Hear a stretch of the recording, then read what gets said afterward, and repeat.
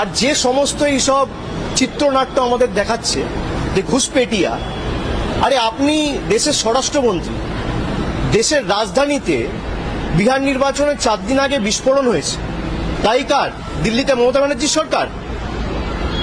জম্মু কাশ্মীরে 4 জন জঙ্গি ঢুকে 26 জনকে দিনের আলোতে গুলি করে ঝাঁঝরা করে মারলো। জম্মু কাশ্মীরে পুলিশের দায়িত্বে কে রয়েছে? ইউনিয়ন মিনিস্ট্রির আন্ডারে রয়েছে পুলিশ।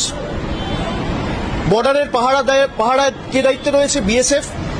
তাহলে একদিকে বিএসএফ আপনার স্বরাষ্ট্র মন্ত্রকের অধীনে, অন্যদিকে দিল্লি পুলিশ থেকে শুরু করে জম্মু কাশ্মীর পুলিশ আপনার স্বরাষ্ট্র মন্ত্রকের অধীনে। তাহলে দিল্লিতে কেন হলো? জম্মু কাশ্মীরে পেহেলগামে কেন হলো? এর দায় কার? ভারতবর্ষ যবে থেকে স্বাধীন হয়েছে, দেশের স্বাধীনতার পর সারা দেশে সবথেকে ব্যর্থতম এবং সবথেকে অপদার্থতম যদি কোনো স্বরাষ্ট্রমন্ত্রী থেকে থাকে তার নাম হচ্ছে অমিত শাহ।